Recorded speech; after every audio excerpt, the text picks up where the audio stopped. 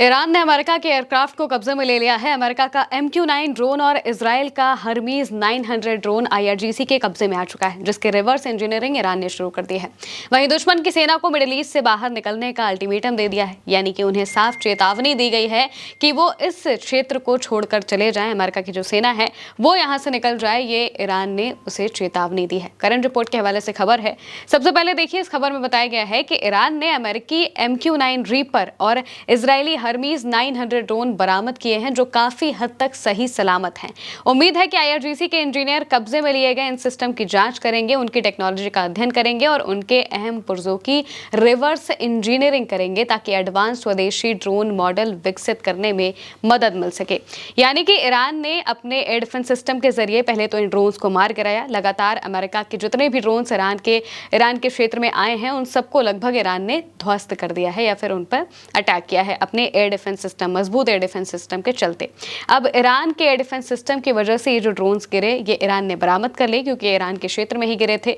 इसके बाद ईरान ने इनकी तस्वीरें जारी की है। तस्वीरें जारी कर दिखाया है कि कैसे जो अमेरिका के ड्रोन्स हैं वो ईरान के पास मौजूद हैं। कुछ ड्रोन्स तो ऐसे भी हैं जो कि बिल्कुल सही सलामत हैं, यानी कि जिनके पार्ट्स को स्टडी किया जा सकता है। जो ईरान के इंजीनियर हैं वो उसे स्टडी करके अपने तरीके से अपने लिए इस्तेमाल कर सकते हैं, क्योंकि ईरान ये सारी चीज़ें इंपोर्ट तो करता नहीं है, वो किसी देश से लेता तो है नहीं कोई भी मिसाइल या फिर ड्रोन, वो खुद ही बनाता है। तो बनाने के लिए अगर उसे कोई ज़रूरत चाहिए, उसे उसके लिए स्टडी करना पड़ेगा। तो अमेरिका और इजराइल क्योंकि माने जाते हैं कि वो बहुत अच्छी टेक्नोलॉजी के हैं, क्योंकि अमेरिका ही पूरी दुनिया में जो हथियार है वो सबसे ज़्यादा बेचता है, तो उनकी टेक्नोलॉजी को भी ईरान स्टडी कर रहा है, ताकि उनसे भी बेहतर ड्रोन सिस्टम बनाया जा सके। और इसी वजह से ईरान ने इस जंग में शाहेद ड्रोन का एक नया वर्जन बनाया था, जो कि अमेरिका के अड्डों पर इस्तेमाल किया गया था। वहां पर एक के बाद एक अटैक किए गए थे। छोटे वर्जन के ड्रोन्स दागे गए थे बहरीन और कुवैत जैसे इलाकों में, जहां पर अमेरिका की सेना को बहुत बड़ा नुकसान भी हुआ था।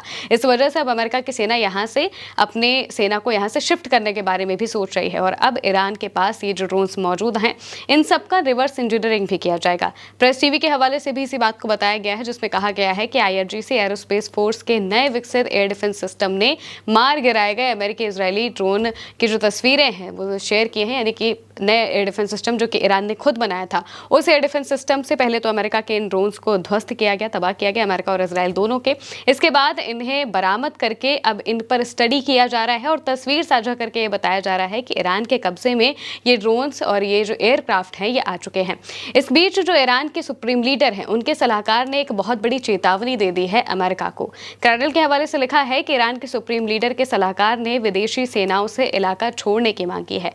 ईरान के सुप्रीम लीडर के अंतर्राष्ट्रीय मामलों के सीनियर सलाहकार अली अकबर विलायती ने सोशल मीडिया पर कहा है कि इलाके में स्थिरता लाने के लिए विदेशी सेनाओं को वहां से हट जाना चाहिए। विलायती ने कहा कि हालिया तनाव एक्सिस ऑफ रेजिस्टेंस की मजबूती को दिखाता है और तर्क दिया कि बाहरी ताकतों की मौजूदगी ही मौजूदा असुरक्षा की मुख्य वजह है। विलायती का कहना है कि क्षेत्रीय सुरक्षा सुनिश्चित करने के लिए स्थानीय देशों के बीच बेहतर सहयोग ही काफी है, यानी कि जो आपस के देश हैं वो अपने आप से निपट लेंगे, इससे अमेरिका की कोई जरूरत नहीं है। ये बात उन्होंने यहाँ पर कही है और साफ कहा है कि अमेरिका की जो सेना है उसे इस इलाके को छोड़कर चले जाना चाहिए, क्योंकि अगर वो नहीं जाएंगे तो बाकी के देशों के लिए तो दिक्कत होगी ही होगी, बाकी जो मौजूदा वक्त में अमेरिका है उसके लिए भी दिक्कतें होने वाली हैं। और बार बार ईरान इसी बात को कह रहा है। कुवैत, बहरीन, जॉर्डन जैसे बेसिस से अमेरिका की सेना ने जाना भी शुरू कर दिया है, क्योंकि यहाँ पर उन्हें बहुत ज्यादा दिक्कतों का सामना करना पड़ रहा है। यहाँ पर वो ईरान के सीधे टारगेट पर हैं। अमेरिका ने सोचा था कि जॉर्डन में वो अपने साजो सामान, अपने एयरक्राफ्ट और अपनी सेना को रखेगा तो कोई दिक्कत नहीं होगी, लेकिन वहां पर अब जो जनता है वो विद्रोह करने लगी है। जनता चाहती है कि अमेरिका की सेना यहां पर ना रहे, क्योंकि इससे उन्हें नुकसान हो रहा है, उनके देश की इकोनॉमी पर असर पड़ रहा है और सबसे बड़ी बात यह है कि उन्हें सुरक्षा महसूस नहीं हो रही है, क्योंकि बार बार ईरान के हमले उन्हें झेलने पड़ते हैं। दूसरी तरफ बहरीन और कुवैत में भी बिल्कुल ऐसा ही हाल है। बहरीन में अमेरिका की 5th फ्लीट है, यहाँ पर ईरान ने ताबड़तोड़ हमले किए हैं। बीते 18 से 20 दिनों की जो जंग हुई है, जब से खामनेई को सुपुर्द खाक किया गया है, उस वक्त से जो जंग शुरू हुई है, तब से बहरीन, कुवैत और जॉर्डन, इन 3 जगहों पर सबसे ज्यादा ईरान की तरफ से हमले किए गए थे। बहरीन में 5th फ्लीट पर एक के बाद एक हर रात ड्रोन और मिसाइलों से हमला किया गया। कुवैत में भी बिल्कुल इसी तरीके से जो अमेरिका के ठिकाने हैं, अली अल सलेम एयरबेस और तमाम जो एयरबेस हैं, इन सब पर अटैक किया गया। और जॉर्डन में जो मुवफ़्फ़क़ अल साल्टी एयरबेस है, यहाँ पर अमेरिका की सेना मौजूद थी और उनके बंकर्स तक में ईरान ने हमला कर दिया, जिस वजह से कुछ सैनिकों के मारे जाने की, घायल होने की भी खबर सामने आई थी। और अब अमेरिका को यहाँ से इन सैनिकों को शिफ्ट करना पड़ रहा है। बताया जा रहा है कि आधों को इजराइल में तो कुछ को यूरोप में शिफ्ट किया गया है ताकि उन्हें यहाँ से हटाया जा सके, क्योंकि वो ईरान के सीधे टारगेट पर हैं। यहाँ पर जो ईरान के सुप्रीम लीडर के सलाहकार हैं, उन्होंने भी इस बात को कहा है कि अमेरिका को यहाँ से चले जाना चाहिए, क्योंकि इससे बाकी देशों को भी असुरक्षा महसूस हो रही है और अमेरिका के लिए तो मुश्किल की बात है ही। वहीं दूसरी तरफ अब खुद अमेरिका की जो सेना है वो भी हार मानने लगी है। क्लैश रिपोर्ट के हवाले से लिखा है, अमेरिका के शीर्ष जनरल ने ईरान युद्ध से बाहर निकलने का रास्ता खोजने की निजी तौर पर सलाह दी है। खुद जो जनरल डैन केन है, अमेरिका के जॉइंट चीफ के जो चेयरमैन हैं जनरल डैन केन, उन्होंने ट्रंप प्रशासन के वरिष्ठ अधिकारियों से निजी तौर पर ईरान युद्ध से बाहर निकलने का रास्ता खोजने को कहा है कि हमें किसी भी तरीके से इस जंग से बाहर निकालिए, क्योंकि अभी मौजूदा वक्त में अमेरिका इस जंग में बुरी तरीके से फंसा हुआ है। चेतावनी दी है कि सिर्फ हवाई ताकत के दम पर तय लक्ष्यों को हासिल नहीं किया जा सकता, यानी कि अगर उन्हें ईरान से लड़ना है तो वो सिर्फ और सिर्फ हवाई ताकत के दम पर नहीं होगा।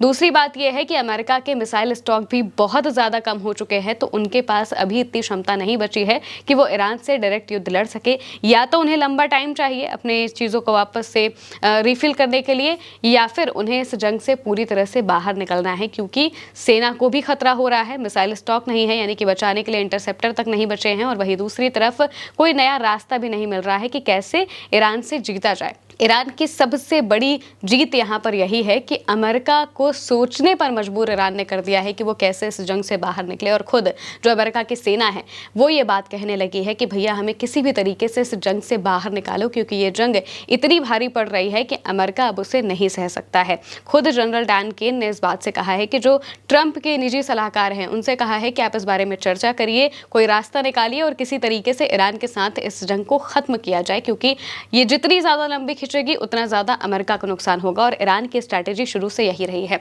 ईरान करीब 40 साल से इस जंग की तैयारी कर रहा है। 40 साल से जो इस जंग की तैयारी हुई है उसमें ईरान ने हमेशा से सोच रखा था कि अमेरिका जैसे देश से वो सिर्फ हमलों के जरिए या फिर तुरंत हमलों के जरिए नहीं जीत सकता, उसे अमेरिका को थकाना पड़ेगा। बिना थकाए काम नहीं चलेगा, क्योंकि अमेरिका ताकतवर देश है, उसके पास पैसा भी है, उसके पास पावर भी है, वो सुपर पावर देश माना जाता है, उसके पास बड़ी सेना है, सारी चीज़ें हैं, सब कुछ अमेरिका के फेवर में है। लेकिन एक चीज़ जो अमेरिका के फेवर में नहीं होगी वो ईरान के लोगों का जज्बा है, उनका जुनून है और उनकी ताकत भी है। इसी वजह से IRGC ने शुरू से ऐसे प्लान्स बना के रखे कि अमेरिका को थकाया जा सके। कभी भी अपनी हार मत मानो, हमेशा जंग में जवाबी कार्रवाई बड़े लेवल पर करते रहो और लगातार अपना प्रोडक्शन बढ़ाते रहो। यानी कि मिसाइल और ड्रोन्स का जो प्रोडक्शन है वो ईरान के पास किसी भी कीमत पर कम या ख़त्म नहीं हुआ है, वो बहुत लंबे वक्त तक चल सकता है।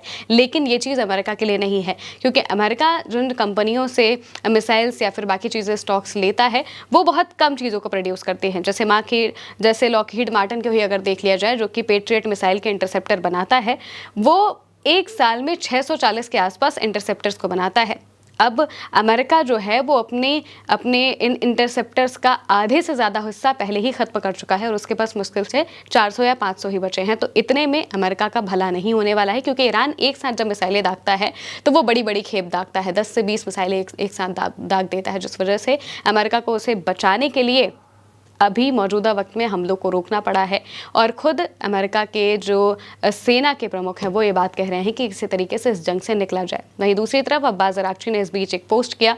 उन्होंने पोस्ट करते हुए कहा कि ईरान की ताकतवर सेना ने दुनिया की सबसे महंगी सेना के सामने अपनी तैयारी, क्षमता और ताकत का प्रदर्शन किया है। जब मुसलमान एकजुट होते हैं तो हम बाहरी लोगों की बुरी नीयत वाली हर चुनौती का डटकर सामना कर सकते हैं। अब समय आ गया है कि हम सिर्फ खुद पर भरोसा करें और सच्चे भाईचारे को अपनाएं। यानी कि जो मिडिल ईस्ट के देश हैं उनको संदेश देते हुए उन्होंने ये बताया है कि ईरान ने अमेरिका को थका दिया है और अब बारी है कि जो मिडिल ईस्ट के देश हैं वो एकजुट होकर अमेरिका को बाहर निकाले। फिलहाल के लिए मेरे यानी महिमा के साथ इस खबर में इतना ही। आप देखते रहिए उल्टा चश्मा यूसी।